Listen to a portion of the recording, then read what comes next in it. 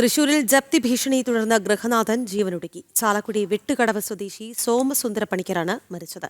സോമസുന്ദരത്തിന്റെ വീട് ഇന്ന് ജപ്തി ചെയ്യാനിരിക്കുകയായിരുന്നു. ആത്മഹത്യാ വിവരങ്ങളുമായി സാനു കെ സജീവുണ്ട്. സാനു, വളരെ ദുഃഖിപ്പിക്കുന്ന വിഷയമാണ്. ഇന്ന് വീട് ജപ്തി ചെയ്യുമെന്ന അറിയിപ്പ് ലഭിച്ചതിന്റെ അടിസ്ഥാനത്തിലാണോ ഇത്തരത്തിലൊരു ആത്മഹത്യ? വളരെ ദാരുണമായ സംഭവം. പറയൂ ഡീറ്റെയിൽസ്.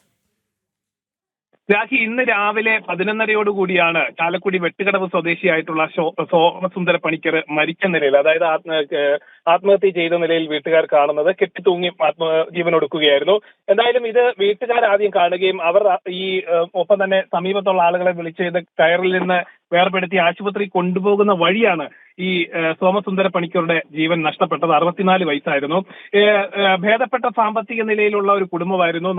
നല്ല നിലയിൽ ജീവിച്ചിരുന്ന ഒരു കുടുംബമായിരുന്നു. ഇവർ ഈ ചാലക്കുടിയിലുള്ള ഒരു ധനകാര്യ സ്ഥാപനത്തിൽ നിന്ന് BRD സെക്യൂരിറ്റീസ് എന്ന സ്ഥാപനത്തിൽ നിന്ന് ലോൺ എടുക്കുകയാണ് ഉണ്ടായത്. വലിയ രീതിയിൽ ഭൂസ്വത്തുക്കളുള്ള വ്യക്തിയായിരുന്നു ഈ സോമസുന്ദര പണിക്കർ. ഇദ്ദേഹം വലിയ രീതിയിൽ സഹായ മനസ്കനായിരുന്നു എന്നാണ് നമുക്ക് നാട്ടിൽ നിന്ന് അറിയാൻ സാധിച്ചിട്ടുള്ളത്. ആ പ്രദേശത്ത് നിന്ന് അറിയാൻ സാധിച്ചിട്ടുള്ളത് നിരവധി ആളുകളെ പണം കൊടുത്ത് സഹായിച്ചിരുന്ന ഒരു വ്യക്തി കൂടിയായിരുന്നു. എന്തായാലും ഈ ബാങ്കിൽ നിന്ന് പണം കടമെടുത്തതോടുകൂടിയാണ് ഈ ജപ്തി ഭീഷണി ഉണ്ടാവുന്നത്. ഇന്ന് ജപ്തി ചെയ്യാൻ വേണ്ടി ഈ കോടതിയിൽ നിന്നുള്ള ഉദ്യോഗസ്ഥരടക്കം പോലീസ് അടക്കം എത്തിയപ്പോഴത്തേനും ആത്മഹത്യ ചെയ്തു എന്നൊരു വിവരം അറിഞ്ഞ് അവർ തിരികെ പോവുകയായിരുന്നു. എന്തായാലും ഈ സോമസുന്ദര പണിക്കരുടെ ആത്മഹത്യയുമായി ബന്ധപ്പെട്ട് BJP ശക്തമായിട്ടുള്ള നിലപാടുമായി രംഗത്ത് വന്നിട്ടുണ്ട്. BRD സെക്യൂരിറ്റീസ് എന്ന സ്ഥാപന ഉടമയ്ക്കെതിരെ കൊലക്കുറ്റത്തിനടക്കം കേസെടുക്കണമെന്ന് BJPയും ആവശ്യപ്പെട്ടിട്ടുണ്ട്.